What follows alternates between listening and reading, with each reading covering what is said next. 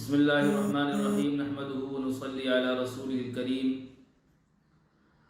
All India मजलिस इत्तेहादुल मुस्लिमीन के उत्तर प्रदेश के सदर आली जनाब शौकत अली साहब की बेटी की शादी में शिरकत करने के लिए आजमगढ़ कस्बा माहुल में ऑल इंडिया मजलिस इत्तेहादुल मुस्लिमीन के सदर जनाब बैरिस्टर असदुद्दीन अवैसी साहब रात में पहुँचे।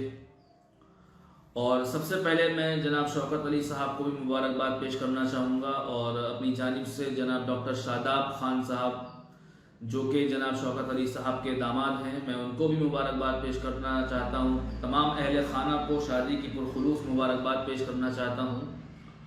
और पिछले एक महीने पहले ही मेरे पास शादी का कार्ड आया था, जनाब शौकत अली साहब ने दिया था और मेरा जाना भी था, लेकिन पिछले 5 महीनों से मेरे वालिद साहब की तबीयत ठीक ना होने की वजह से मैं यहाँ से घर से निकल भी नहीं पा रहा हूँ और शादी में शिरकत भी करनी थी, लेकिन मजबूरियाँ हैं कुछ जिसकी वजह से शादी में शिरकत नहीं कर सका। बहुत सारे लोगों के फ़ोन्स भी आए मेरे पास, बहुत सारे लोगों के मैसेज भी आए कि क्यों नहीं आया और क्यों नहीं आ रहे। तो मैंने बताया कि मेरे वालिद साहब की तबीयत पिछले 5 महीनों से ख़राब है, जिसकी वजह से मैं कोई सफ़र नहीं कर पा रहा हूँ, तो ज़्यादातर वक्त यहीं गुजार रहा हूँ।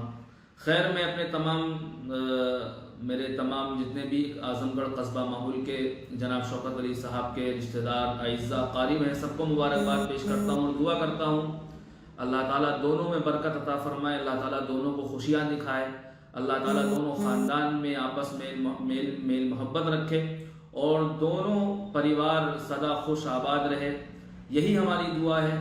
और कल जो जनाब बैरिस्टर ओवैसी साहब कस्बा माहुल में पहुँचे और शिवपाल यादव साहब जो कि अखिलेश यादव के चचा हैं, वो लोग भी शादी समारोह में पहुँचे और बहुत आप तमाम लोग देख रहे थे सोशल मीडिया पर। और शिवपाल यादव का शादी समारोह में बैरिस्टर ओवैसी साहब के साथ आना, राजभर का आना और तमाम सियासी दलों के नेताओं का आना उत्तर प्रदेश की सियासत में एक नया भूचाल लेकर आ रहा है और एक नई सियासत आप जन्म ले रही है।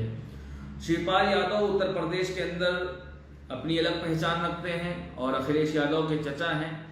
अगर 2022 के चुनाव में शिवपाल यादव बैरिस्टर ओवैसी साहब से मुंसलिक होकर बैरिस्टर ओवैसी साहब से मिलकर अगर चुनाव लड़ते हैं तो उत्तर प्रदेश की राजनीति में एक नया भूचाल आएगा और राजनीति बदलेगी।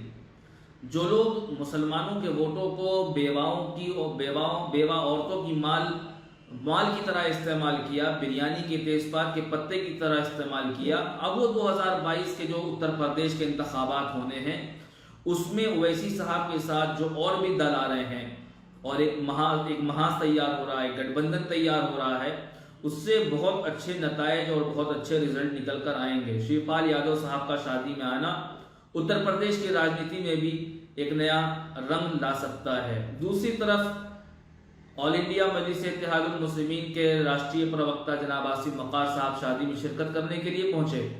शिरकत करके वापस लौट रहे थे तो रात में आसिम मकार साहब की गाड़ी का एक्सीडेंट हुआ और उसमें काफ़ी लोग मौजूद थे, चोटें भी आई हैं और गाड़ी का नुकसान भी हुआ है, लेकिन अल्लाह का बड़ा करम ये हुआ कि कोई जानी नुकसान नहीं हुआ। माली नुकसान तो आदमी झेल लेता है, कोई दिक्कत नहीं है, लेकिन अल्हम्दुलिल्लाह कोई जानी नुकसान नहीं हुआ है।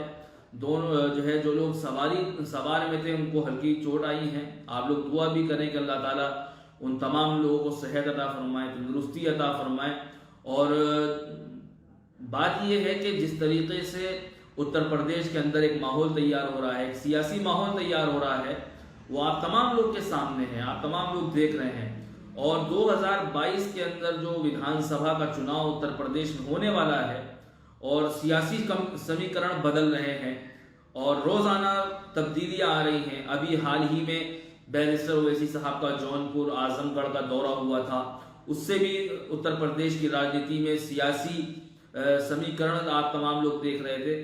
और फिर दूसरी तरफ जो है रात में आजमगढ़ पहुंचे जनाब शौकत अली साहब की बेटी की शादी में शिवपाल यादव, उससे भी सियासी घमासान मच चुका है।